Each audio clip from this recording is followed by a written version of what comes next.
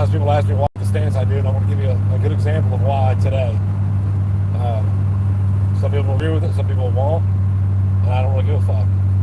But it's why I've come to the reasoning that I have. It's bad enough that we've had multiple, not just one, but multiple people let out of prisons in the past year and a half, who did more than 4 decades in prison for crimes they had nothing to do with. And in both cases, the cops planted evidence. In both cases. And now those cops are dead, so nothing will be done to them. It's reason number one, because I care enough about the next person. I don't want that happening to anybody. Could you? And most people can't imagine this. You know, it's bad enough being in prison with an out date when you know when you're getting out. Both of these people had life sentences. They were never coming home. They were never gonna be able to sit on the couch and watch TV or do any of the things because cops decided that they were guilty. That's all that mattered in a story, and they swayed the evidence to make it look that way, and then convince the jury that their evidence was true. Because when you go there as a defendant, I mean, everybody knows who's the defendant, who's the prosecutor in the courtroom. But then you have paid witnesses, cops, to come in and say what the prosecutor wants them to say. They literally have meetings. The prosecutor says, okay, when you answer this, say the same thing, but answer it this way, or answer it that way. If I do that, they call tampering with witnesses. If I was to pay you to come testify for me in a trial, like I was the defendant, they'd hit me with the only case. The state does it, just common practice. Problem number one's right there. I'm not okay with you doing 4 decades in prison for crimes that you didn't commit. Number two, I seen a cop. This is a personal story. So I seen a detective who's now a detective treat a victim. I watched somebody commit a felony. Then the victim then blocked the person who committed the felony in, so they couldn't get out. Blocked him out in with a truck, so they couldn't leave their vehicle. The police show up because the criminal is a well-known person in town. They treated the victim as if they were the criminal and threatened to arrest the criminal or the victim for false imprisonment. And that's not even, so there's another reason. Now combine that with this. That same fucking detective worked a case, testified in a case where a lady just got 34 years. She got 44 total. That was 40 and 4 that ran concurrent. She's got to do 85% on the 40 years. Meaning she's going to do 34 years in prison in total. Her child drowned. Her 2-year-old drowns. They proved that the mother was on it. It doesn't say how, what kind of substance is, whether they prescribed, whether they're not prescribed, whatever. But the child wound up drowning. Got up on it's an above ground pool, so they got up on the deck. They drowned. The mother found them floating face up, performed CPR on the child. So the ambulance got there, and they found her guilty of criminally negligent homicide and gave her 44 years. Now, here's the question.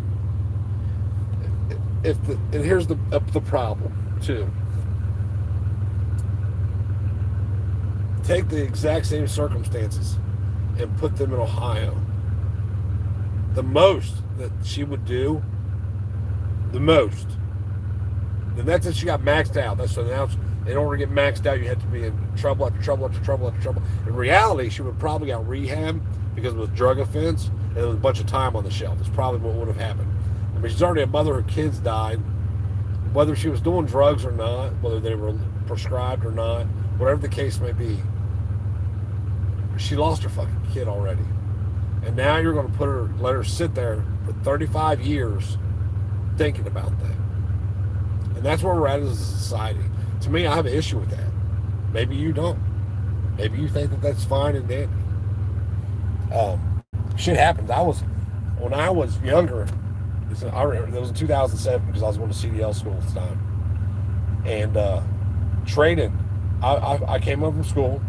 I laid down, take a nap with him, and he woke up before I did. And he got out of the house. So locked doors, he got out of. And I think he was, so 2007, he was, when was he born? 2006? Might have been 2008. He was 2 or 3 years old. And he got out. Thankfully, the neighbor seen him and got him and come knocking on the door, and I'm laying in the chair, and oh fuck, I wake up, we're straight. Shit happens to people that ain't on drugs. You know, the drugs is just an excuse to, it's just like weed. Look how weed was looked at for so many years. And in some states still is looked at. It's a class 1 narcotic. So the government says that weed is worse for you than fucking heroin and Oxycontins. Do you believe that? Do you believe that weed is worse for people than heroin and Oxycontins? But it goes back to why we need to get back to the community and self-governance and not these assholes who pick and choose who they want to convict, what evidence they want to show, what evidence they want to plant. And this, I mean, I don't know what it is now. The last time I looked it up, there had been over 180 people put to death in this country that today we know were 100% innocent of the crime they were put to death for. So they didn't do 4 decades and was released. They were put to fucking death by your government because of this system that's in place today. And that's what I have an issue with. Everybody thinks it's because I've had the and I'm going to call it a luxury, even though it's not, of seeing the other side of it and seeing how things work on the other side of it, and see what the real end game is on the other side of it. Where, you know, look at the golf ball incident. They had a confidential informant say something to them, and they were so blinded by what he said, which wasn't even true. I'm not saying I wasn't doing nothing wrong at the time. Maybe not wrong, illegal, because I was. I wasn't doing what they said I was doing, though. But they were so blinded by what he said, that's all they focused on. And because that was all they focused on, they missed all the shit that I was really doing. You know, and like, that was it for me. I'm like, you know what? This is a game you cannot win. You cannot win the game this way. Meaning, you know, trying to skirt that law. So now I just don't, you know, I don't know.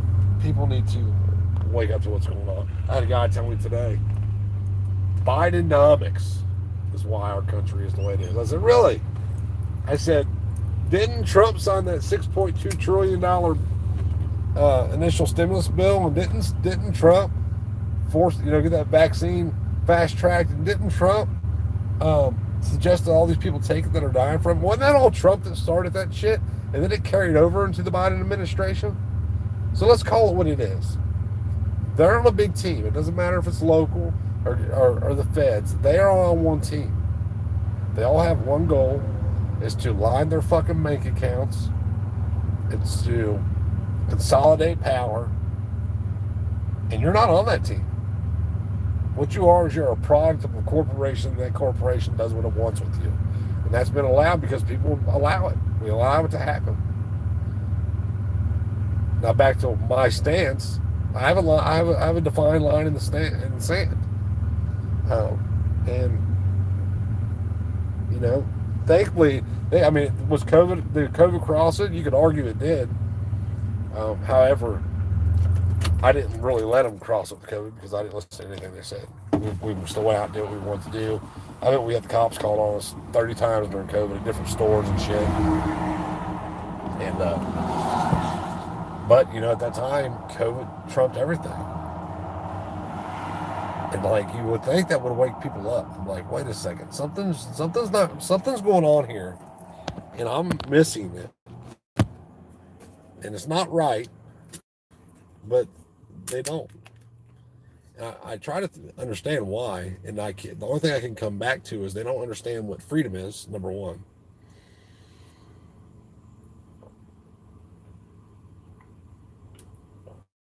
And then they don't understand what rights are. Like I said yesterday, and I meant to leave it up. There's a production error, so I didn't. But the murderer has the right to keep and bear the very arms that he murders with. He doesn't have the right to murder. And when you say that to people, they cannot grasp onto it.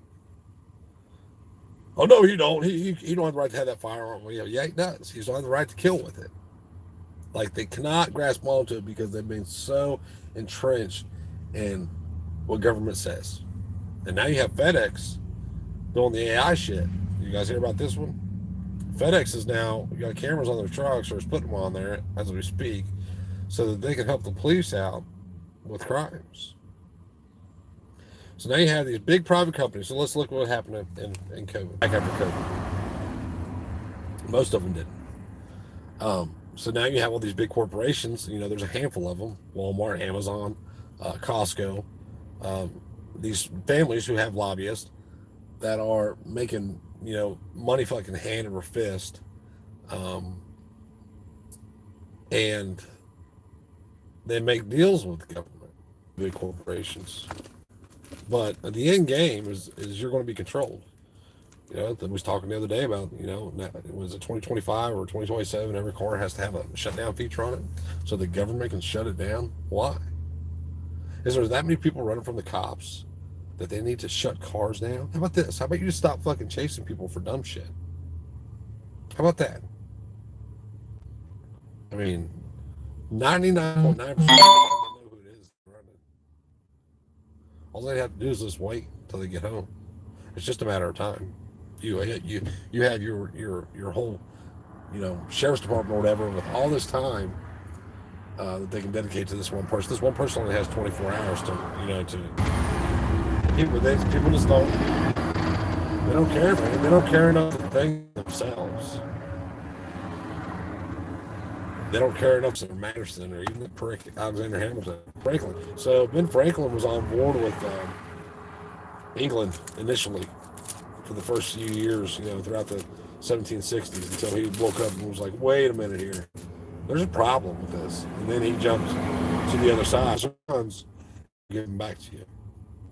And like 27, I think they said 2,700 people turned in their, and finally enough people, because back then though, you have to think the colonists are kind of consolidated, where people like me or you are spread out, pro freedom and talks about bootlickers and all this shit when he's the boot, literally the one doing it. I would not be surprised. It would not surprise me one bit if he has lied. I know he has, just in the essence that he's a cop. They are trained to lie. They lie to you, it's called legal. You lie to them. And if it doesn't make sense, it's probably because it doesn't fucking make sense. The answer is you abolish all police and just let what happens take over. That's the true answer, but nobody wants to. You're going to have those fucking idiots that think that we need to be policed